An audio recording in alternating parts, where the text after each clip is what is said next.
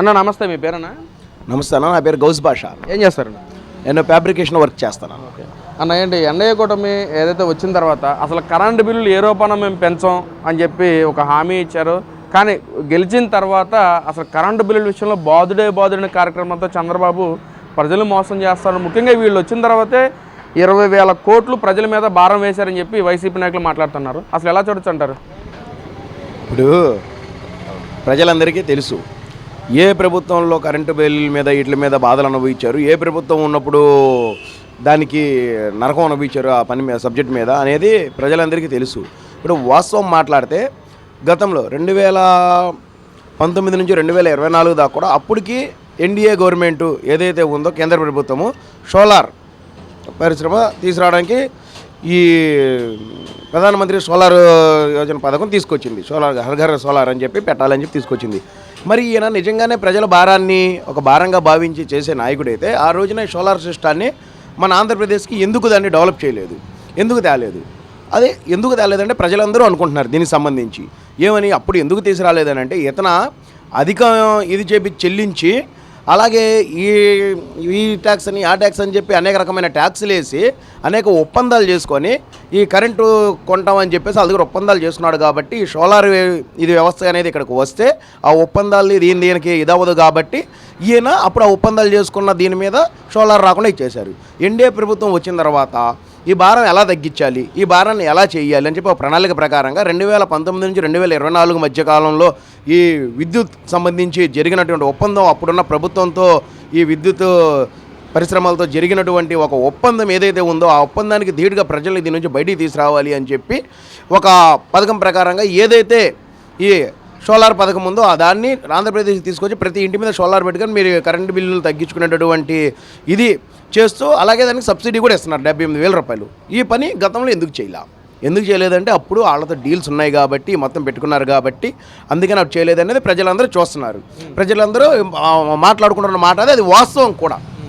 ఇప్పుడు ఈ ప్రభుత్వం వచ్చిన తర్వాత ఎన్నిసార్లు కరెంట్ ఛార్జీలు పెంచింది, గత ప్రభుత్వం ఉన్నప్పుడు ఎన్నిసార్లు కరెంట్ ఛార్జీలు పెట్టింది అనేది కనీసం వాళ్ళకు ఉండాలి, అది మాట్లాడే వాళ్ళకు ఉండాలి. అరే మేము ప్రతి 2 నెలలకు ఒకసారి పెంచుకుంటూ వెళ్ళాము, ఈ ప్రభుత్వం వచ్చేసి 2 సంవత్సరాలైనా సరే ఒక్కసారి కూడా కరెంట్ ఛార్జీలు పెంచలేదు కదా అని. ఇప్పుడు భారం పడింది 20 కోట్లు అంటున్నారు. అది గతంలో తమరు చేసుకున్న ఒప్పందం, తమ పార్టీ చేసుకున్నటువంటి ఒప్పందం ఏదైతే ఉందో ఈ విద్యుత్ పరిశ్రమలతో వాటిలతో ఆ ఒప్పందాన్ని పట్టి ఈ రోజున ఈ ప్రభుత్వం వచ్చిన తర్వాత అది కట్టాల్సిన పరిస్థితి ఏర్పడింది అనమాట.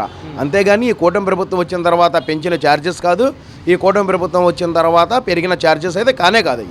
అంటే పక్కన వాళ్ళు మాట్లాడుతూ గతంలో మేము ఉన్నప్పుడు అసలు ఎలాంటి ఛార్జెస్ మేము వేయలేదు ప్రజల మీద, అసలు ప్రజలకి భారం కల్పించే విధంగా మేము ఎప్పుడు ప్రవర్తించలేదు. కానీ చంద్రబాబు మాత్రం ఎన్నికల ముందు చెప్పిన మాట ఎన్నికలు గెలిచిన తర్వాత అసలు బాదుడే అనే కార్యక్రమంతో ప్రజలు విచ్చలవిడిగా దోచేసుకుంటున్నారని చెప్పి మాట్లాడుతున్నారు. అన్న ఏం చూడొచ్చు, అసలు ఎలా చూడొచ్చు అంటారు?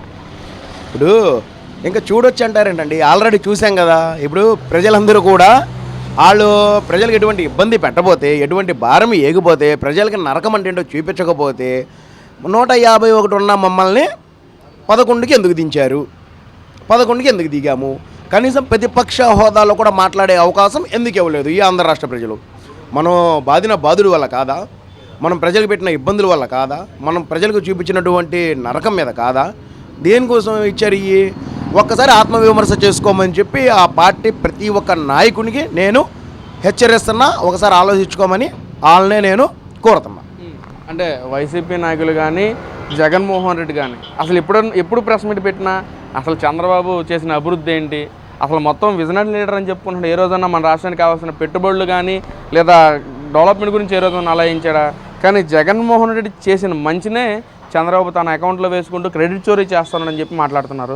మొన్న చూసుకుంటే కంపెనీస్ విషయంలో కానీ లేదా వెలుగొండ ప్రాజెక్టు విషయంలో కానీ పోలవరం విషయంలో కానీ అన్నింటిలోనూ జగన్మోహన్ రెడ్డి క్రెడిటే ఉందని చెప్పి వైసీపీ నాయకులందరూ ఆరోపిస్తున్నారన్న. ఎలా చూడొచ్చు మరి?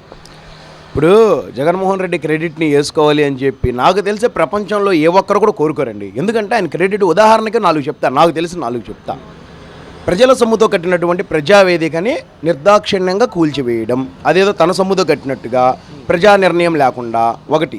రెండవది, ప్రజల సొమ్ముతో అనేక ప్రభుత్వ కార్యాలయాలకి వాటికి పెయింట్లు వేయడం, ప్రజా సొమ్ము దుర్వినియోగం అయ్యేలాగా మళ్ళీ మన న్యాయస్థానం ఏదైతే ఉందో మన రాజ్యాంగ పరంగా మీరు చేసిన తప్పు అని చెప్పి చీవాట్లు పెట్టిన తర్వాత మళ్ళీ ప్రజా సొమ్ముతో ఆ పెయింట్లు తుడిపీయడానికి చేయడానికి ప్రజాధనాన్ని ఖర్చు పెట్టి చేసిన క్రెడిట్ మన జగన్మోహన్ రెడ్డి గారిది. అలాగే ప్యాలెస్లు, ఇప్పుడు మనం అనేక చోట్ల దీంట్లో ప్యాలెస్లు కట్టుకోవడం కానీ ఏదో సొంత ఇదిలాగా చేయడం కానీ ఎందుకు కట్టారు ఏంటో కూడా తెలియకుండా ఇచ్చేసేగా ప్యాలెస్లు కట్టుకోవడం విషయంలో కానీ దీంట్లో కానీ ఆ క్రెడిట్ ఎవరు కొట్టలేరు. ఇంకొకటి, చివరికి మన సచివాలయాలను కూడా తాకట్టు పెట్టేటువంటి స్థాయికి దిగజారింది ఎవరు క్రెడిట్ ఇది? ఈ క్రెడిట్ అంతా ఎందుకు చేయాల్సి వచ్చింది జగన్మోహన్ రెడ్డి గారు? గతంలో మనం పెట్టుబడులు తీసుకొచ్చే సత్తా మన దగ్గర లేదు కాబట్టి, అప్పుడు రాష్ట్రాన్ని ప్రజలు అప్పుచెప్పినందుకు ఏదో రకంగా నడిపించాలి కాబట్టి, రాష్ట్ర భవిష్యత్తు నాశనమైపోయినా నాకు పర్లేదు, నేను ఈ తాకట్లు పెట్టైనా ముందుకెళ్తాను అని చెప్పి పైనుంచి పెట్టుబడులు తేలేని ఒక చాతకాని తనుముతో ఈ ప్రభుత్వ కార్యాలయాలు కానీ సచివాలయాలు కానీ తర్వాత చెరువులు కానీ చివరికి పార్కులు కానీ అవన్నీ అయిపోతే మన ఆంధ్ర రాష్ట్ర ఆడపడుచులు దాచుకున్నటువంటి డోక్రా సొమ్మును కూడా అడ్డం పెట్టుకొని తాకట్లు పెట్టుకొని తెచ్చుకున్న వ్యవస్థ ఏదైనా ఉంది అంటే జగన్మోహన్ రెడ్డి క్రెడిట్ కాదా ఇది? జగన్మోహన్ రెడ్డి క్రెడిబిలిటీ కాదా? ఆ క్రెడిబిలిటీ ఎవరన్నా ప్రపంచంలో ఎవరన్నా తీసుకోవాలనుకుంటారా? దాన్ని క్రెడిట్ చేసుకోవాలనుకుంటారా? ఇప్పుడు భోగాపురం ఎయిర్పోర్ట్ చూసుకుంటే 2014 నుంచి 19 మధ్యలో ప్రభుత్వం ఉన్నప్పుడు 2016లో దానికి శంకుస్థాపన చేశారు చంద్రబాబు నాయుడు గారు.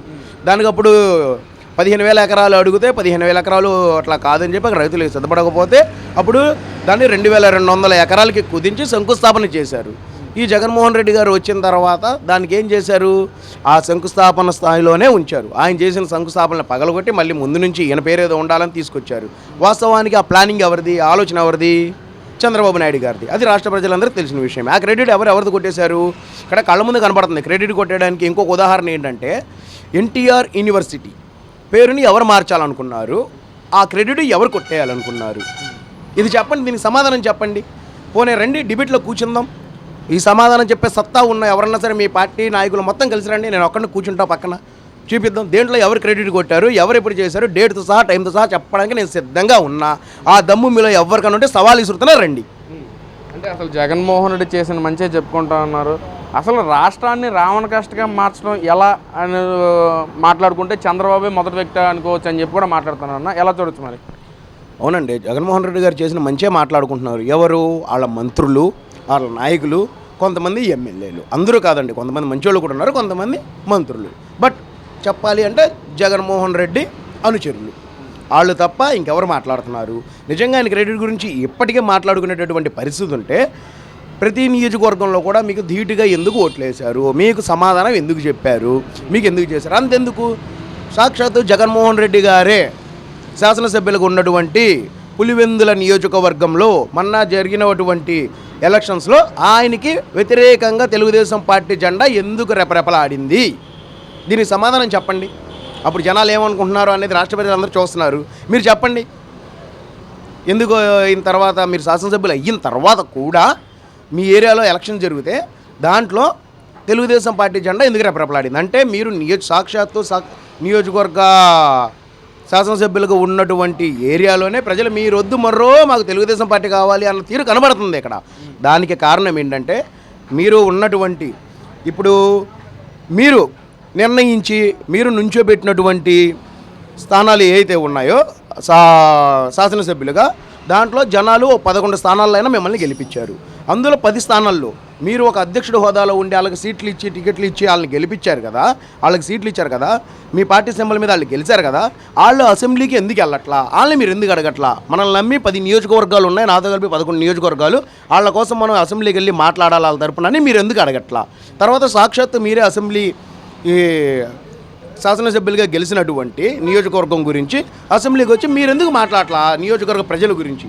అంటే మనకి మీరు నుంచోబెట్టిన ఎవరినైతే మీరు ఒక పార్టీ అధ్యక్షుడిగా ఉండి మీరు బీఫామ్లు ఇచ్చి నుంచోబెట్టారో ఆ నియోజకవర్గాల్లో కూడా గెలిచిన శాసనసభ్యులు అసెంబ్లీకి వెళ్ళి ఆ జనాల గురించి పట్టించుకోకపోయినా మీకు పట్ల సాక్షాత్తు మీరే ఒక శాసనసభ్యులకు ఉన్నటువంటి నియోజకవర్గం గురించి కూడా అసెంబ్లీకి వెళ్ళి మాట్లాడాల్సిన అవసరం మీకు పట్ల.